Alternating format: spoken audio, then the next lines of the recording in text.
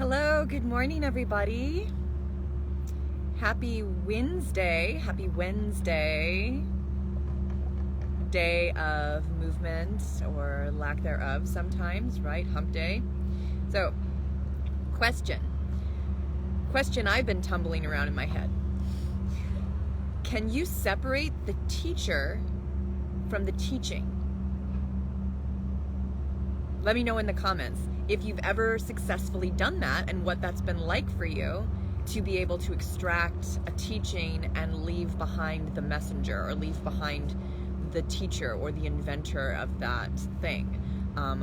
It's a very fascinating idea that I've been mulling around for years, really. But I had a revelation this morning.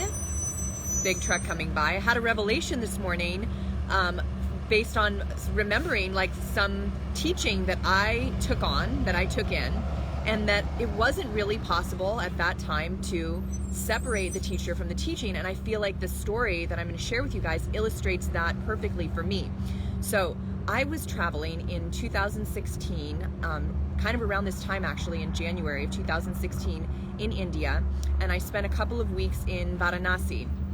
And while I was there, I got a reading from this astrologer. He's supposed to be really super accurate, like long waiting list, like everyone wanted to see him. So I went and saw this astrologer, and at the time, I was interested in astrology, but I hadn't done an analysis of my own chart. I hadn't done any self-study. I'd had maybe a few readings before, and he looked at my chart and told me a bunch of things that I took on. Like I believed him. Like I was like, and he kind of said them to me a little heavy-handedly, like, oh, you need to do this and you need to do that.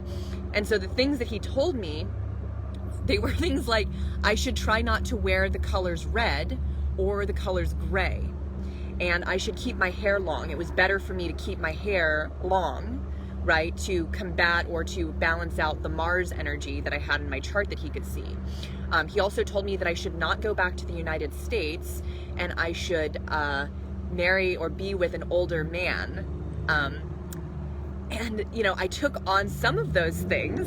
I actually, red used to be one of my favorite colors, and I stopped wearing it so much, and I started wearing more kind of pastels and more kind of like feminine things. I got really into having my hair be really long for a while, and in the past, I'd had short hair or experimented with hair, but now all of a sudden I was like, oh, that's not good for me. It's not good for my constitution. I need to have long hair, right? Because he told me that. And I started, just adapting myself to the things that he had said. Same with the color gray too. And there were other ways I didn't follow his rules. There were other ways that I broke from his suggestions, and I had wondered about that over the years. Is it because I didn't listen to him that things are not working out at this moment or whatever? The ways I didn't listen to him was I did end up coming back to the United States, and I ended up in a relationship and married to a man 3 years younger than me, right? Which was not in this astrologer's advice for what I should be doing with my life. Well, flash forward now, I have connected with an amazing astrologer who actually did a birth chart on me, and I've started to do my own studying about my birth chart and my own looking into my astrology. And, I'm looking at possibly what he was also looking at too, which is that in my astrological chart, and maybe you guys know about astrology or, don't, basically I have what's called a cardinal cross. So I have an X in my chart of these different energies pulling against each other. So the energy of Capricorn is in direct opposition to the Cancer, and then I have the other cross is Libra and Aries, right? So they're all pulling against each other in my chart.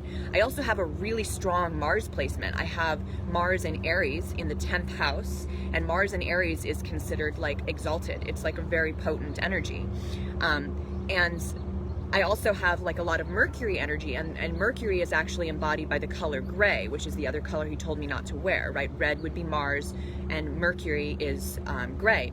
So the other Mercury placement I have is in my first house, and it's in a cardinal sign in Cancer in my first house, and it's a really potent place for it too. It means I'm someone who speaks up. I'm someone who you know, speaks my truth and speaks out, even if people don't always like what they hear.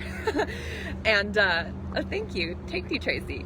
So let's get back into this story, actually. So this astrologer told me, you know, don't wear red, don't wear gray, wear your hair long. And I believed him, and I followed that advice, except I didn't stay away from the United States, and I ended up married to a man 3 years younger than me, which was not in like his rules for, you know, what would.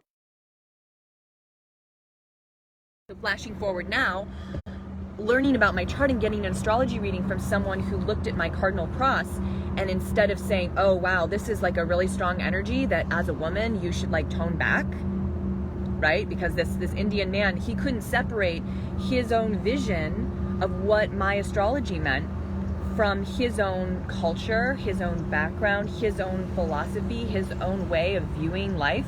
And to him, seeing a young woman with this super strong Mars placement in her 10th house of career, or seeing a woman who has this, you know, Mercury in her first house where she's going to be speaking up, like these are things that oh, these are energies you have that you can tone back, like you can figure out how to make these more, you know, better for Indian society or for the society that he comes from, right?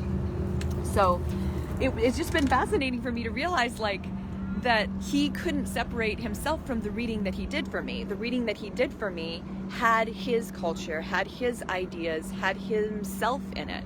And I took that on, and it wasn't really the full truth of like what I am or like what my astrology chart means, you know? So there's been a breaking free from that I've been experiencing, even just in cutting my hair short again, like not super short, I still got some length here, but changing my own perception of my astrology and like my own learning about that has been so helpful for me to start taking what I have going on in my energy field, what I have going on in my astrological chart, and knowing how to work with that in a way that creates more possibilities for me as a person rather than limitations, which is what I felt when he told me don't wear red, don't wear gray, don't go back to the United States and marry an older man. I felt limited by these like rules that he had laid out that, like I said before, were really coming from his perspective, from his culture, from his way of viewing things that he could not separate from his astrology reading.